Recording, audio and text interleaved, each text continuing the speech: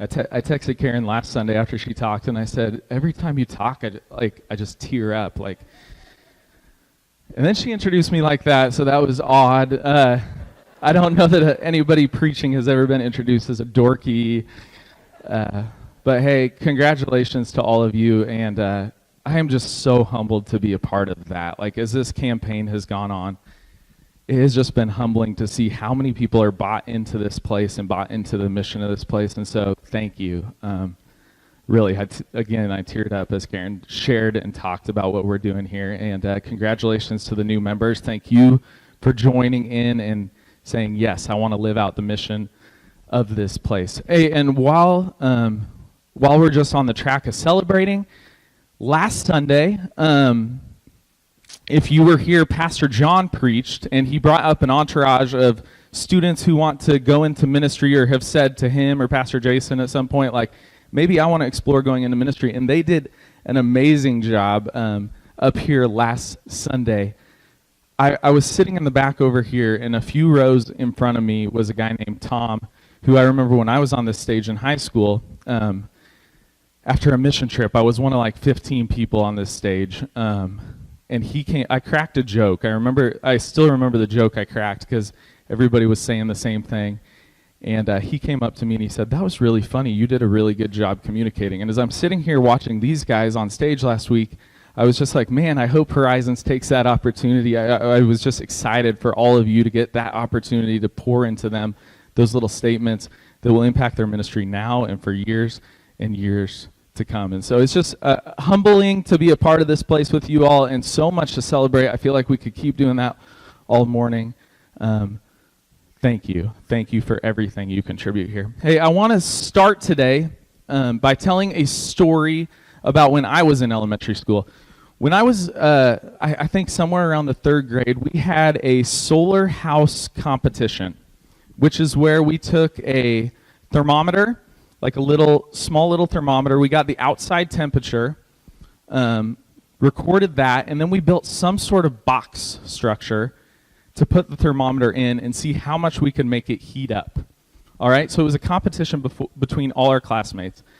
My friend Cole was my partner in the work, and he came over to my house on a Saturday, and we started creating our box, our solar box. We took tin foil and lined the inside so the sun would reflect and bounce around in there. We put saran wrap or something clear across the front so the sun would get in, but the temperature would stay in there. And then since it was a styrofoam box, if you've ever spray painted styrofoam, you know it eats it away a little bit. So we put a super light coat of black spray paint on the outside because a black car gets hotter. We wanted it to be black. And so created our solar box and tested it at my house, and I don't remember the exact figure, but I think it heated up 10 degrees a minute for 10 minutes, which would be 100 degrees. I don't know if that's realistic, but in my head, that's what I remember. Whatever it was, it did pretty well.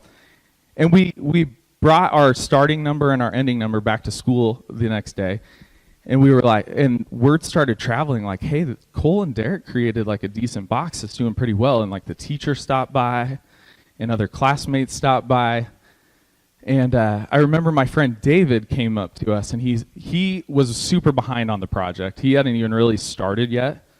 And so he was like, "How'd you guys do this?" He's really studying it. And because it was a competition, I said, "Hey, David, if you use styrofoam as your base and you spray paint it, you've really got to cake the spray paint on because it doesn't like to stick to it very well." I was like, "You really got to cake that on." And the next day was the competition in class, and he came back with his box, and it was styrofoam, and he had spray painted it, and it was the thinnest layer of styrofoam left that I've ever seen, and the holes in it were huge, huge holes in it. And so he went up to the teacher's desk minutes before the competition and was patching it with packing tape. And when the competition happened, we beat David's group by far. We totally beat him because of my little sabotage move. We didn't win the whole competition, but we did beat him, okay, right? So All that to say, I think all of us inside of us, even if we're not competing, have something inside of us that wants to get ourselves ahead, right? We want to get ourselves ahead of other people and people around us. Another story about comparison and comparing. My life group here at this church kicked off our fall with going on a camping trip. Personally, hate camping. Not for me. Sleeping in a tent, not my deal. But we were going on a camping trip, and so kind of dreading it. I'm into the s'mores, I'm into the grilling out, but when it comes to actually sleeping in a tent, I'd rather pass. If you like it, cool, whatever, but not for me. So we get out our tent at about, I waited to get out our tent too. About dusk, we're getting out our tent, we roll it out, and I'm like, oh, where are the tent poles? And I kind of dig around, and they're not there. Then I go look in the car, and they're not there. And we're like, oh, shoot. It looks like we're not going to be able to camp out tonight. We're going to have to go home to sleep. And we did. And I promise I did not sabotage this one. We just literally, we were like, they're not in the garage. We just must have lost them. All right? So when I got home that night, because we did go home to sleep at home, and I laid down in my pillow, I felt like I was in the royal palace of all tents that night. I was like, the temperature in here is perfect. I can stand up out of the side of my bed and stand up fully without hitting my head. There's running water within a distance. If I shower, I can not walk outside to get back to where I'm going to sleep. I was like, this is perfect. And no time before was I like, our bedroom is awesome. Because it's just like an average bedroom, right? Like the bed is a little bit old, so it kind of sways in, you kind of lean in. But that night, that was the royal palace. And compared to that tent, it was a way better deal, right? And so some of us think comparison, is it even really that bad? Comparing things causes gratitude sometimes, right? Sometimes we're grateful when we compare ourselves to others or to other situations. We're like, this is gratitude. Is comparison really that bad? But what I want to say today is if we use comparison as our measuring stick, as often as it leads to gratitude, it's going to lead to feelings of jealousy and envy when we look around and we're like, it feels like I'm just a little behind other people, right? Feels like I want this, but I don't have it. Feels like their marriage is happier than my marriage when I scroll through Facebook and see pictures of them. Like, I want what they have. Or they have a marriage and I don't have a marriage. I want that. Where they have finances in a spot that I wish my finances were. I wish I had what they had and could do what they do. Or why do they seem more gifted than me? Why do they just seem like they have it together a little more than me? Or their kids have it more together than my kids? Or they built a killer team or a killer career and I just wish I had that for myself. And even when we start to achieve those things, that we look at the people around us and we're like, I wish I had that, and then we start to get that, we know that even if we achieve those things, it's not really it. It's not really what we're going for, right? I had a friend call me not too long ago and he's like, man, I've just been down for a while. He's like, if I would have known where I am now in college, I would think I have it all. He's like, I just got the car I want. I just got a boat. In college, I would have thought, this is it. But it's just not feeling like it is this week. I've just been down for a while. All the time here at church, we teach our kids the importance of loving our neighbors, right? I'm sure you guys teach that.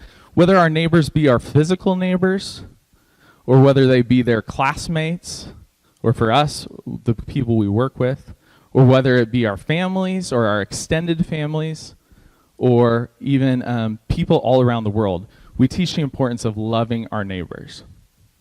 And if we have jealousy and envy in our hearts, it causes resentment towards the people around us, maybe even hatred to the people that we're trying to fully love, right? A guy named Paul, at one time in his life, was very far from God, and then ended up following God and leading multiple churches. And this is what he had to say about it here on this next slide. He said, If you've gotten anything at all out of following Christ, if his love has made any difference in your life, if being in a community of the Spirit means anything to you, if you have a heart, if you care, everybody's like, okay, yeah, I'm in, that describes me, then do me a favor. Next slide. Agree with each other. Love each other. Be deep-spirited friends. Don't push your way to the front. Don't sweet talk your way to the top. Put yourselves aside and help others get ahead.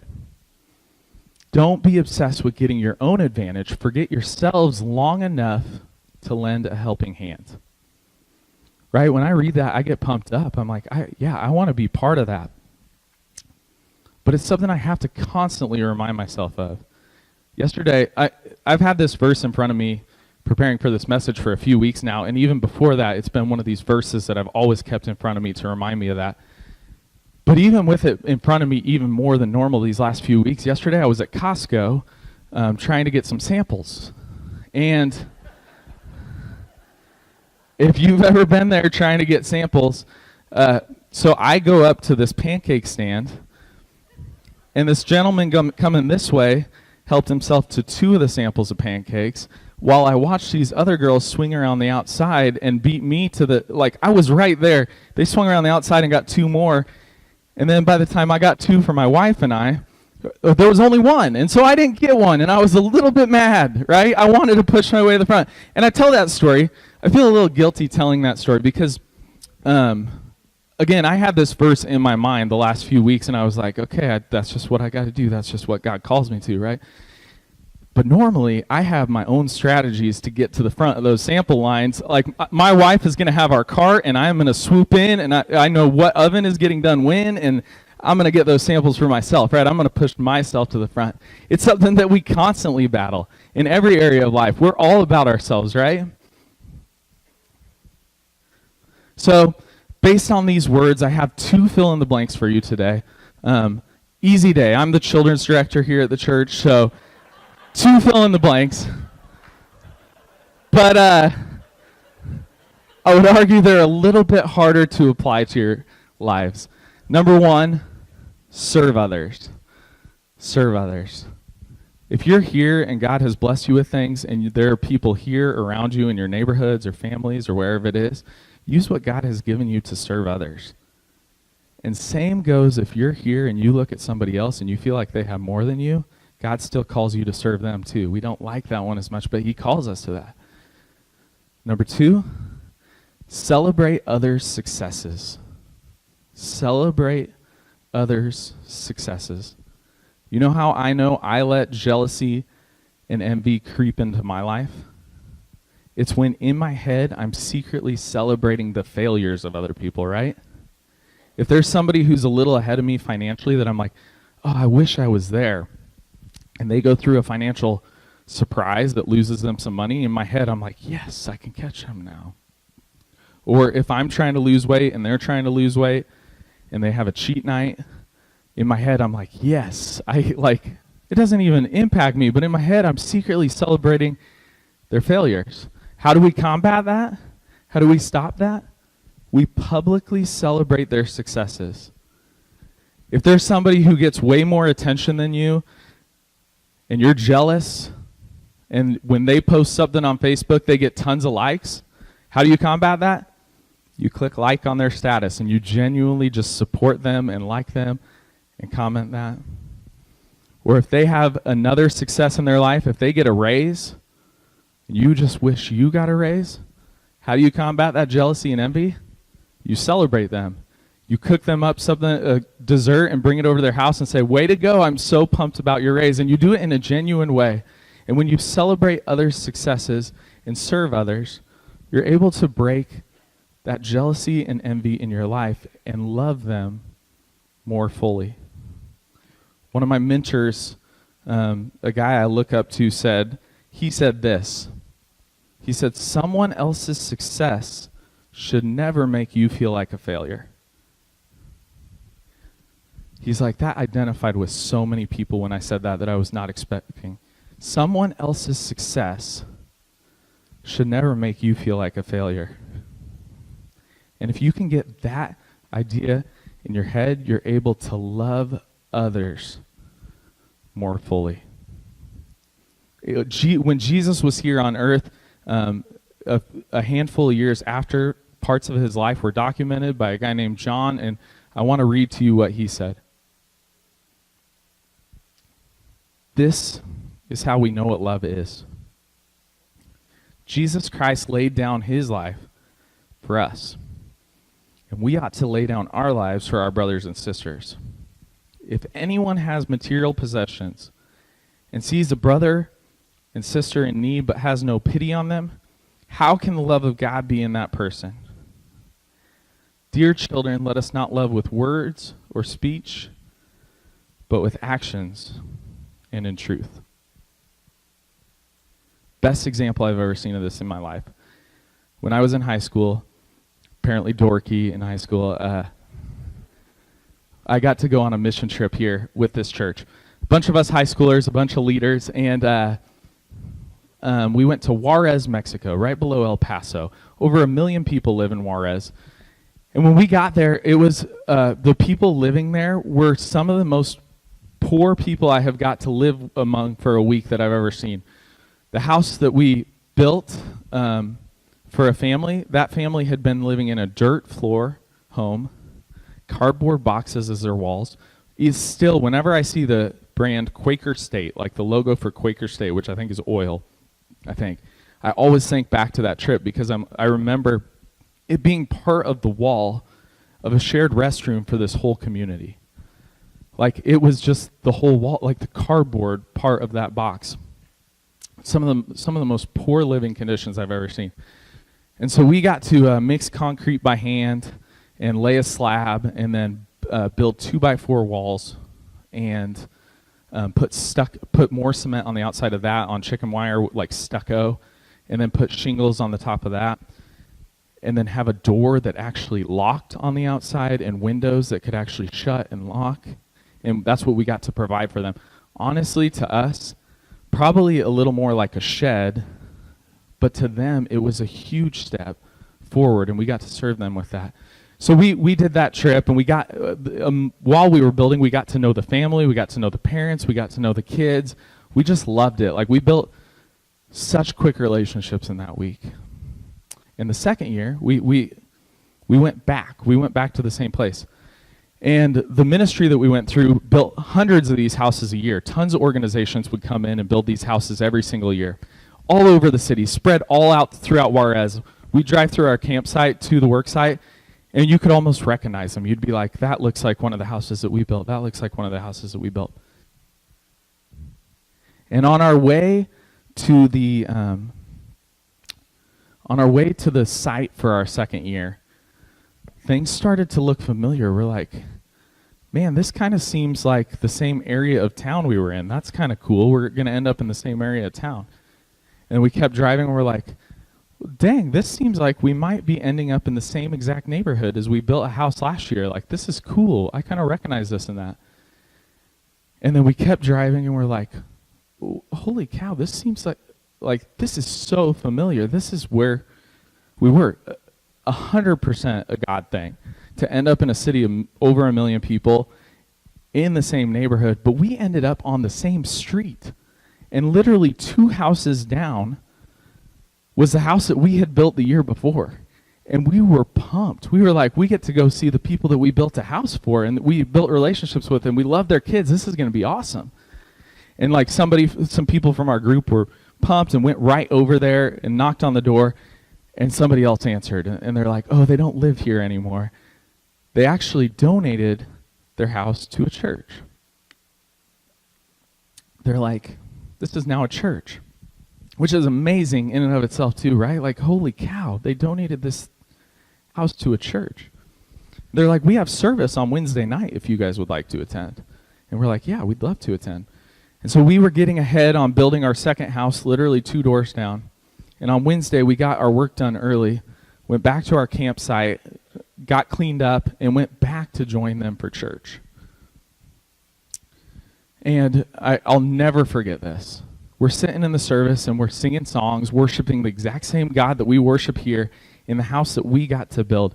They had torn down the back wall, and then connected it to the old house with more cardboard. So it was a bigger room. And we sat in there with the family that we got to build it for, with all their friends and neighbors and their family, and worship God with some of the most poor people that I've ever just been a part of a community like with. And a speaker got up to speak, and a girl that was in my grade in school acted as our interpreter for Spanish to English. And at one point in his speaking, she paused, and she just paused, and then she started tearing up. And she said, we're all like, what did they just say? And she's like, they just said it's so important for each of them to continue to give to the poor.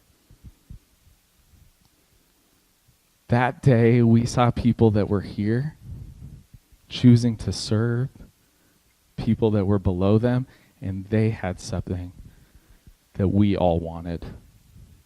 I want to go back up to the top of this verse. It says, this is how we know what love is. Jesus Christ laid down his life for us.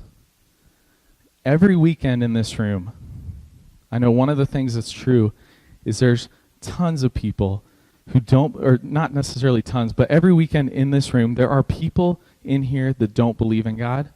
There are people in this room every weekend who once believed in God, but kind of doubt that he could still love them based on something they've gone through. And I just want to read this one more time. It says, this is how we know what love is. Jesus Christ laid down his life for us. You see, Jesus not only taught that we need to flip our view of trying to get ourselves ahead to one of serving and celebrating others, not only did he teach that, he lived it. He gave his everything. He gave his position for you. Let's pray.